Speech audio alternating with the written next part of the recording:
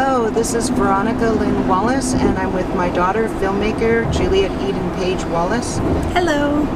And Juliette, how long have you been in Los Angeles? 10 days, and I am on my way back to Seattle right now. So what did you do while you were out here? I saw friends and family, met with some producers, and I held a retreat, a 3-day retreat for the 2 lead actresses for She the Creator, and they got to meet for the first time. So on this retreat, what type of work did you do? The purpose of the retreat was to get the actresses to know each other and become comfortable, but also to kind of create a sacred bond between the 3 of us who are going to be working really closely together for the coming months, and to also implement some kind of deep healing work for the actresses on a personal level and for myself before we kind of delve into the dark and strange world of She the Creator. So. Can you tell us a little bit about your film?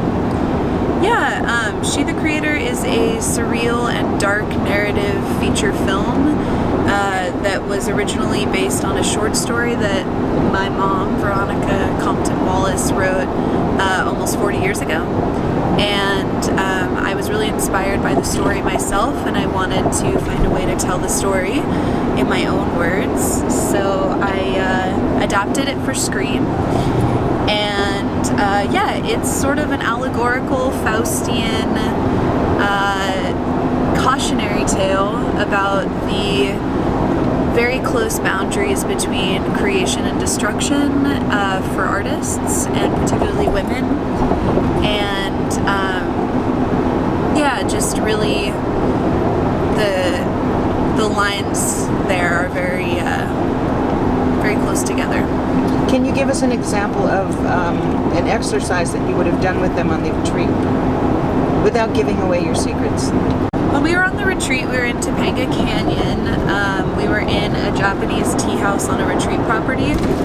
Ooh. And some of the exercises are kind of rooted in traditional exercises like Stanislavski method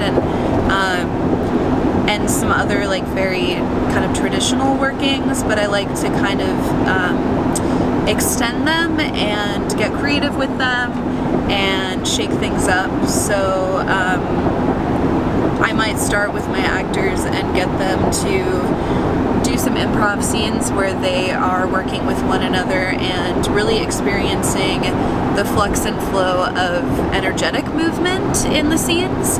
So if I'm sensing that one of my actors is having a lot of low energy and that's where they're kind of comfortable, I might encourage them to do an improv where the focus of the improv scene is them having a higher energy and maintaining a high energy place, or vice versa. So how do you achieve that? Well, there's a variety of ways. I really like working with actors and getting them to provoke one another. So especially when you have 2 actors that are really getting used to building a correspondence and a relationship, it's interesting to get them to play on each other and like really explore the depths of their dynamic. So for instance, one of the exercises that we used during the retreat was trying to get one of the actors through an improv to physically move the other one around the room, just by kind of their acting style and how their character was affecting the other character. So how can you get one actor to make the other one physically move without touching them, and things like that? How can you get under their skin and affect them energetically? So yeah. How was it? How did you manage to create the effect that you were after? Yeah, absolutely. It's really interesting when you have the kind of layers of trust built that we've established and begun to establish with Johanna Warren and Bernadette Cavallo and I. It's really profound. Like there's really a lot of space and a lot of freedom to just explore the depths and get creative. If I were to characterize what you did, you have been in a long process with your actors. For how long have you been working with them for this role? With Bernadette Cavallo, I've been working with her, since well before the script was written, about 2 years ago. And you had chosen her among hundreds of thousands of actors. You had chosen her, and when you had chose her, you started working with her, I understand, immediately. So she's actually been working on this role with you for over 2 years.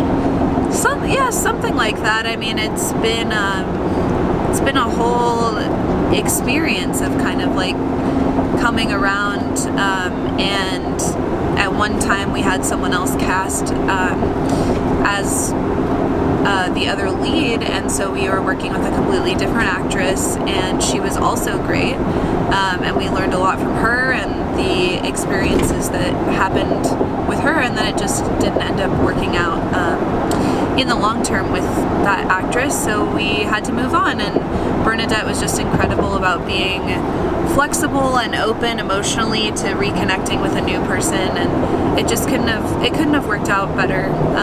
It's really been an amazingly flexible and just magical experience. Now, you've had to do a lot of rewriting, because when you first took my story, I wrote it when I was your age. I was incarcerated in Washington Correctional Women's Prison.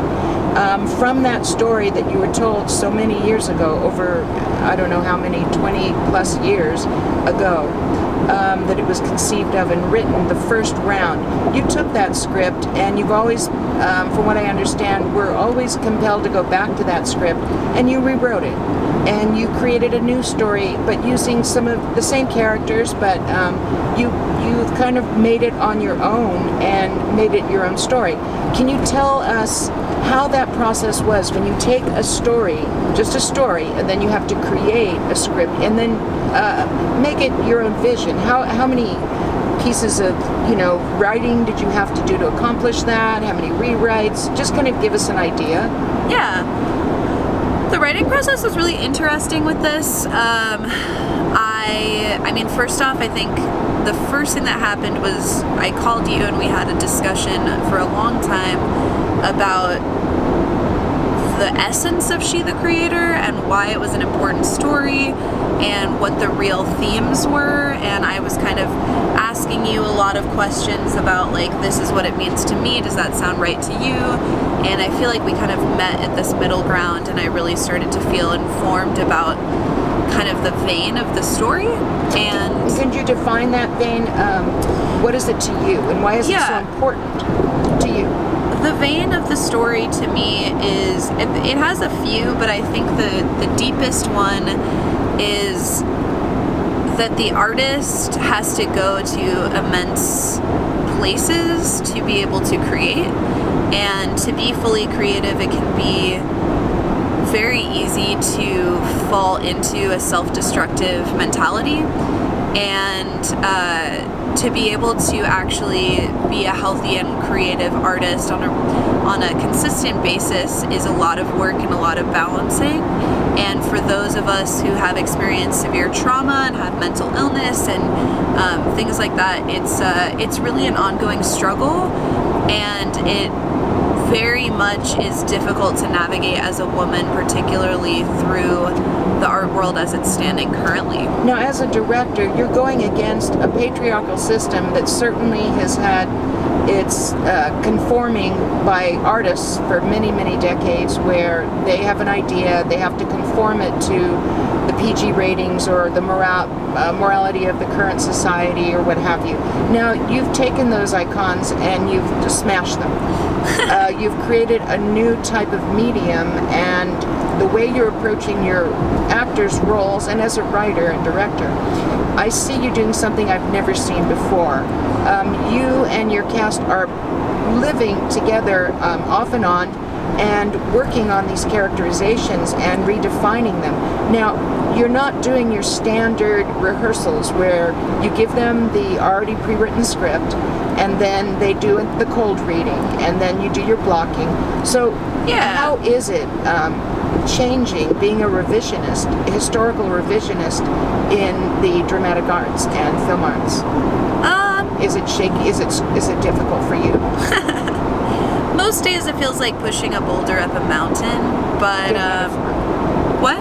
Good metaphor. Oh, yeah, thank you. It really does. It's interesting. Like, some days I feel so empowered by what we're doing that there's no possible other option that I could be doing anything else. Most days I feel that way. But there's plenty of days that I also feel that it's me against the world, you know, and but I know that, you know, my predecessors have found ways to make film and make other kinds of artwork that don't follow the standard norm and don't follow the rules, and have become some of the most legendary pieces of work in the history. Now, back to the writing, after we discussed kind of the vein of the story, and I felt that I was well informed on what we both wanted to see come out of She the Creator, I received about 120 pages of notes and scenes and things like that were just kind of creative musings that were written by you, and I kind of just read them all and digested them, and simultaneously was doing a series of readings and reading Aristotle's Poetics. And my writing process was that I would actually go to a busy coffee shop and put in Arabic chants on my headphones and have all of the energy of all the buzzing people around me moving in and out of the coffee shop, and I'd just sit at this coffee shop for hours and just stream of consciousness write, just not thinking about it, not structuring it specifically, but just letting the work come out. And it really surprised me. There were a lot of linkages that I didn't actually plan for or kind of set in place that just made themselves apparent to me as I was getting through it. And as I did more research, I was realizing that I was still working in conventions that already exist. I just hadn't really paid conscious mind to them because I was letting the subconscious lead, and it was the best way that I could go about writing it. So can you give any advice to new female directors and writers that are out there that are, you know, wanting to do what you're doing? Yes.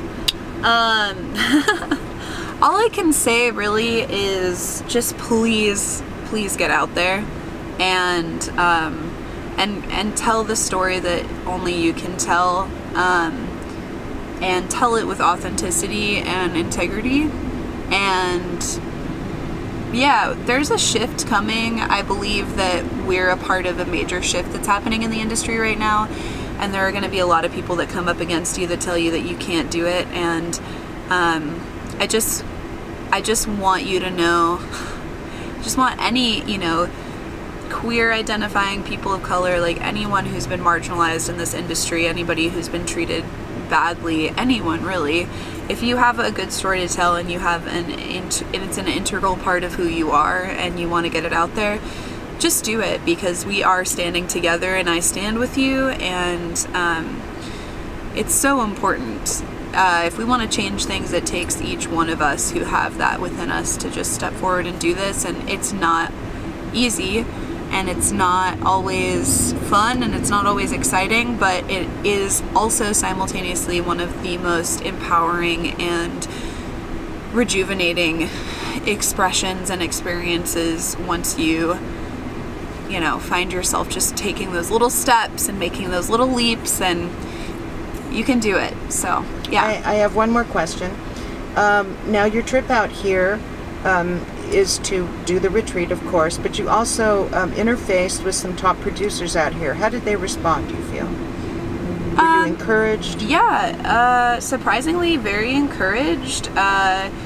According to the producers I spoke to, now is a great time for women writers and directors to be getting out in the world, and let's not have any more Me Too movements. Let's make that a thing of the past, because the more women and the more people that are conscious and respectful and allies of the divine feminine and just of humanity in general, the less of a shark-like industry that this is, and the more that the independent can rise up and take the reins, the more that we're going to see the kind of films we want to see made. We're going to see jobs come up for people like you and me, and so it was actually really a pleasant surprise. The Me Too movement was so vastly important because it put everyone on awareness and everybody out in the open about what's really been going on. And now there's nowhere to hide from it because we're no longer afraid to step up and talk about the things that have happened to us. So for every person that was a part of that, it gives power to our voices, and it takes away power from the people who were originally the ones taking the power in the first place. Thank you. So my hope is that someday, if the industry can be run by people like me and you, then we don't have to have any more Me Too movements because people will be treated right in the first place. Thank you for clarifying that. Is there any wisdom that you would like to pass on to the new filmmaker? Yeah, just my advice is just make what you want to make, and make it well. Do your homework and work with people you love and work with people that care, and just get out there and do it. Can you tell us your film company name? Bioluminescent Films. And do you have any current partners or Oh yeah. you want to drop any names here? Some of my best people that I work with are some of my best friends, and give their name shout out. Yeah, so my partner at the end of the day is always the one who is there for me. My husband and partner, Sean Sebastian, he is 100% the most stand-up ally I've ever met, and always is there to show any amount of support that is needed. And a great artist in his own. Oh, yes. He can and do sound anything. engineer, runs the recording studio with you, Bard Rock. Now the film company, would you give it its name and tell us? Yeah, so Bioluminescent Films is the film company that I run, and You're based where? we're based in Seattle, Washington, and yeah, I started it with my partner Sean Sebastian and one of my dearest friends and greatest collaborators of all time, Ezra Demi-Monde, who will also be working on the film as well. Absolutely, yeah. Ezra is doing the styling and executive producing. And your actors? Our actors include Bernadette Cavallo and Johanna Warren as our leads, Dawn Perryman and Rowan Rain as some of our supporting roles, and more Technicians?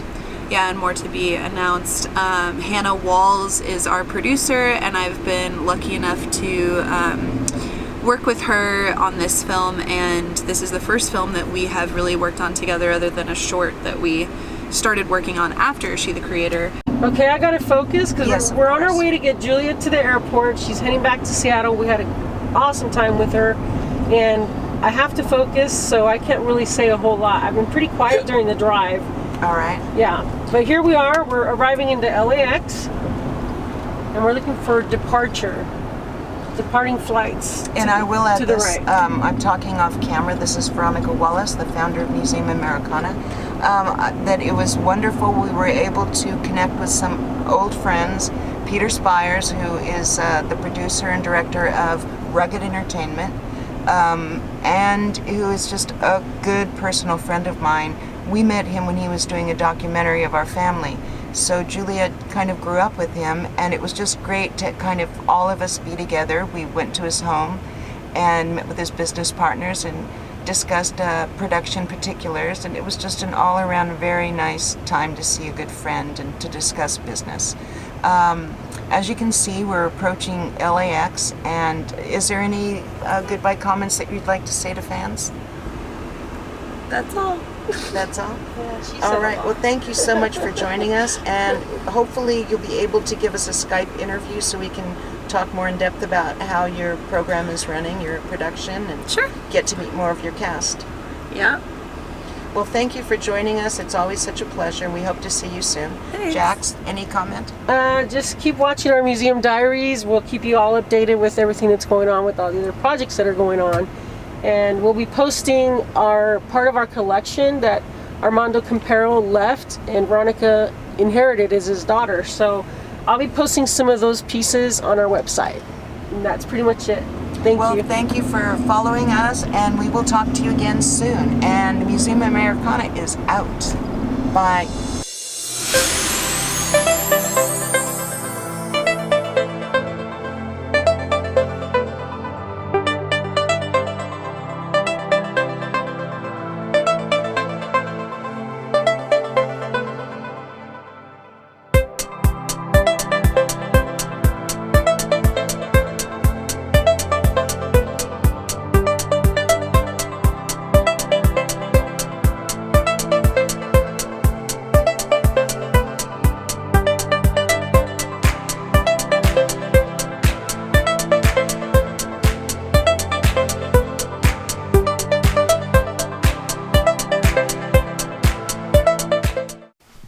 Introduce the song. Eden Page. Yeah. This is called Broken Light Bulb. I don't think it's recorded anywhere, even on video, so.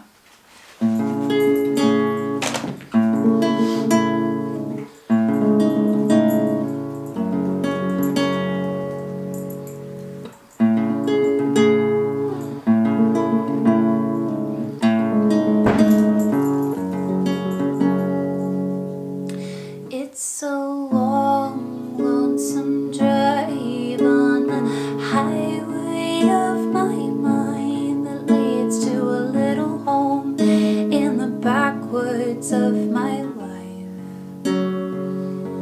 And I'm always searching for the souls with the lost keys. And though I stay quiet, I'm tormented by the aimless wandering.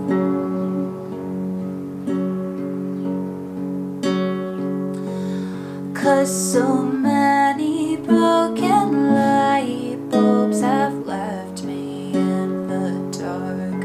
When I'm walking in the graveyard, there comes back a spark, light in my mind that burns behind my tears. Year after year after year after year.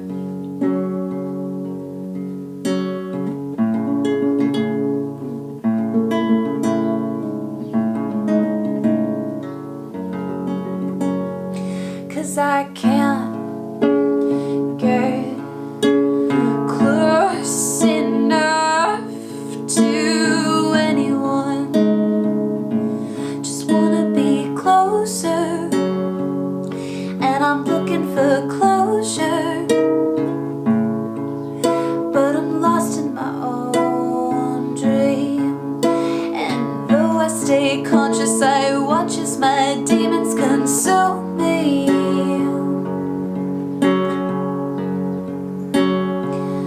Just like the demon in you and the graven in me. It was a recipe for perfect madness and a terrible grade that buried me in my own sadness. Upon my absence, you would fade on the ghost of me. It was a recipe for perfect madness. 'Cause you're a broken light bulb, you leave me in the dark when I'm walking out the door. There comes back your spark, light in your eyes that